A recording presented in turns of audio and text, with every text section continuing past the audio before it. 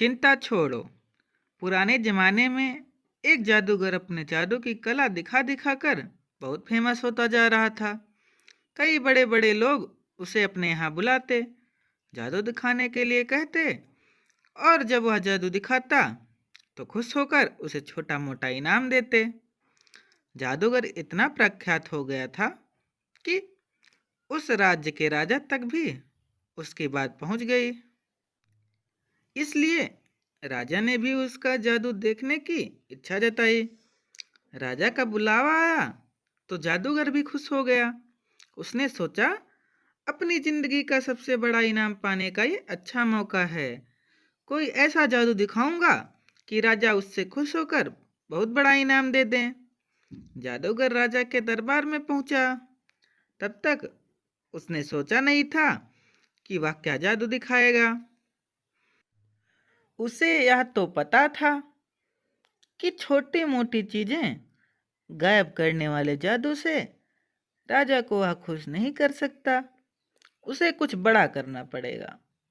उसने जब राजा को पहली बार देखा तो उसकी नज़र सबसे पहले राजा के मुकुट पर पड़ी और उसने मन बना लिया कि राजा का मुकुट ही गायब करके सबको आश्चर्यचकित किया जाए।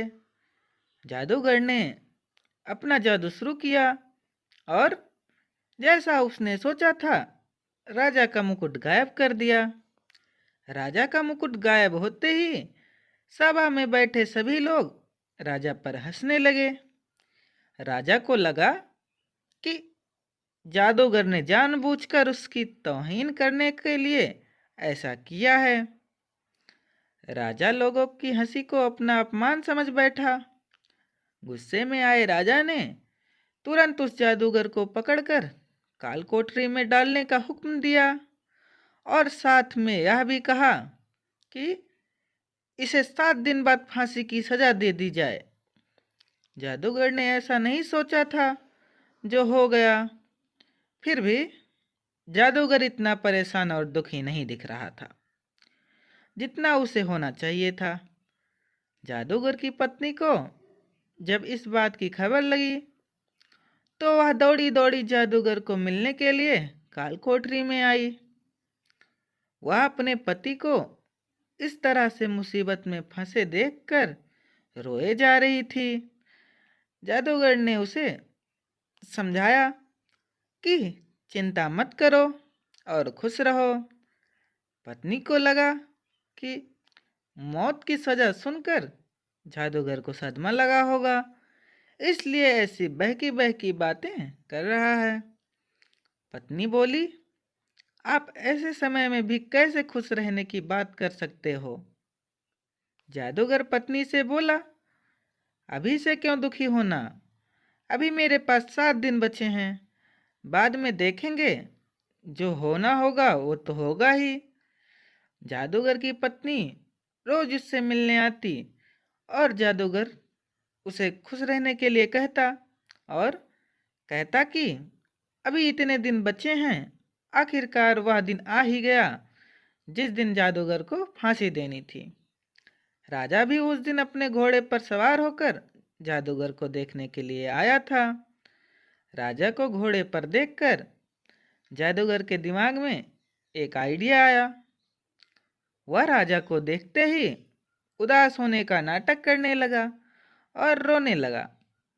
राजा ने उसे कहा कि क्यों उस दिन तुम मेरी बेइज्जती करके हंस रहे थे और लोगों को भी हंसा रहे थे, आज क्यों रो रहे हो? जादूगर ने कहा, महाराज, मैं मौत के डर से नहीं रो रहा। मौत का क्या है, वह तो एक दिन आनी ही आनी है। मैं तो इसलिए रो रहा हूँ कि मेरे इतने सालों की मेहनत, जिससे मैं अपने घोड़े को उड़ना सिखा रहा था, सिर्फ 1 साल की वजह से बर्बाद हो जाएगी।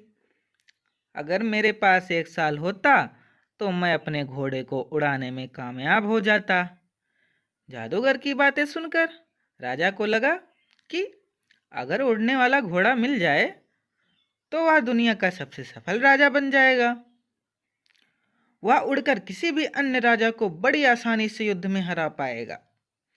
राजा के मन में लालच आते ही राजा ने उसे 1 साल तक का समय दे दिया और कहा कि अगर तुम 1 साल में मुझे ऐसा घोड़ा देने में कामयाब हुए तो तुम्हें फांसी की सजा नहीं दी जाएगी, लेकिन अगर तुम ऐसा नहीं कर पाए तो तुम्हें फांसी की सजा से भी बड़ी दुखदायक मौत दी जाएगी।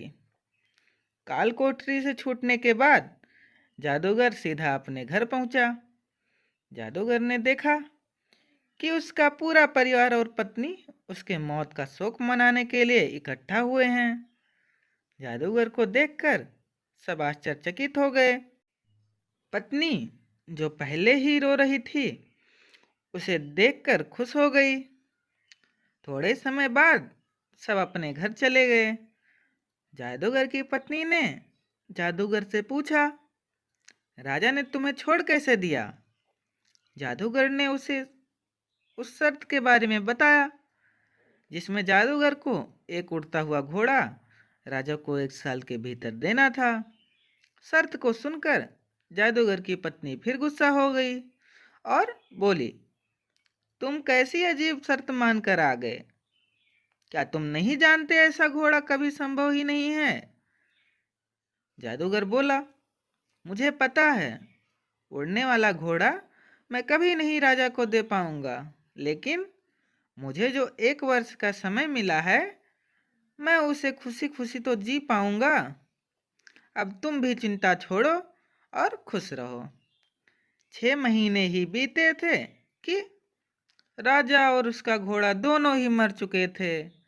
राजा ही नहीं रहा तो जादूगर को दी गई मोहलत, जो 1 वर्ष की थी, अब जीवन भर हो गई। दोस्तों, छोटी सी ये जादूगर की कहानी हमें यही सिखाती है कि आज वर्तमान में जीना ही बुद्धिमानी का काम है। आपके पास अभी जितना समय है उसे खुशी खुशी जियो और उसका आनंद लो। कल क्या होगा उसकी चिंता मत करो। अक्सर हम जो सोचते हैं भविष्य उससे बहुत अलग होता है, इसलिए हमें जो वर्तमान का मूल्यवान समय मिला है उसे भविष्य की चिंता न करके वेस्ट करने का कोई मतलब नहीं है। तो इसीलिए हमें अपने पास्ट और फ्यूचर की चिंता नहीं करनी चाहिए और अपने प्रेजेंट में खुशी खुशी जीना चाहिए। अगर ये कहानी आपको पसंद आई है तो वीडियो को लाइक करें और चैनल को सब्सक्राइब करें।